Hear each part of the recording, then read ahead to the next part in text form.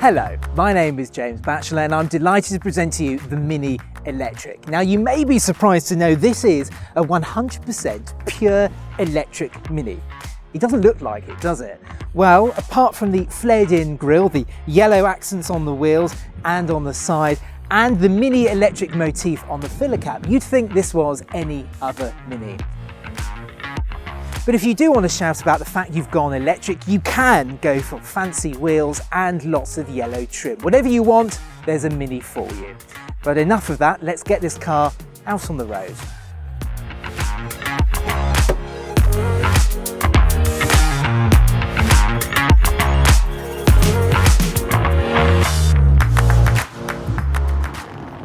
Now when you first get into the Mini Electric, you're greeted with an interior that looks pretty much identical to the standard Mini, which is great news because the Mini has always got one of those fantastic interiors that beautifully mixes retro design themes with modern technology. Now there are two big changes in here, however, compared to standard petrol Minis. Now firstly, it's the silence.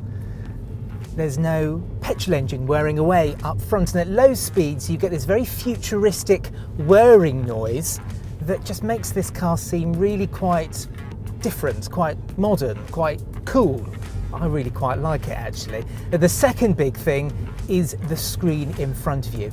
It's a 5.5-inch screen, digital display. It's got your battery information, it's got your range information, it's got your speed obviously, and also the navigation information. It's crystal clear and it looks very good too. Now there are three trim levels in the Mini Electric, named appropriately enough Level 1, Level 2 and Level 3, all nice and simple. Now they all come with sat-nav, and Levels 1 and 2 get a 6.6-inch infotainment screen, colour with lots of functionality, and Level 3 gets a larger screen as well. But no matter which version you go for, you are greeted with an interior that is by far and away the nicest in the small electric car class. The fit and finish in here is absolutely exemplary.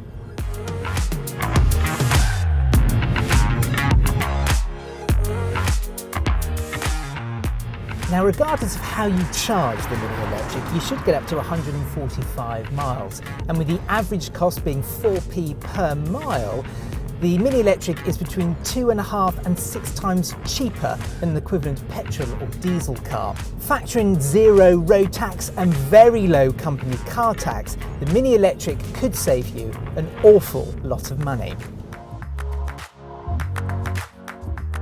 Now the Mini Electric develops 182 brake horsepower, which may not sound a huge amount these days, but I tell you, this is a very quick car indeed. Now Mini have also been able to package this car very cleverly. Because the batteries are light and they've been placed down the centre of the car, this car has actually got pretty much 50-50 weight distribution. That means the balance of this car is absolutely fantastic. Because electric cars, all of the torque is instantly available. The way this car accelerates is absolutely extraordinary. I mean, I'm just going to put my foot on the throttle and look at that. Away you go. And the best thing about that is it is so good around town to zip through traffic and zip out of junctions. You've got power instantly.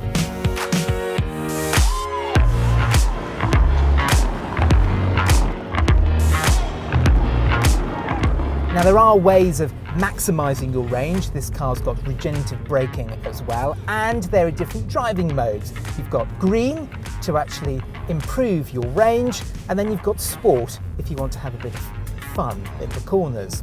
And this car is very fun in the corners, I can tell you. Now a character trait of all Minis is their go-kart handling, but in the Mini Electric things move up a gear. Because of that near 50-50 weight distribution, it means this car goes around corners like, well, a go-kart. It just clings onto corners. You've got accurate, well-weighted steering. It's just such a hoot to drive. And I actually think the first time you get in this car, an enormous smile will erupt across your face, a smile that will stay there for a very long time indeed. This is an extremely fun car to drive.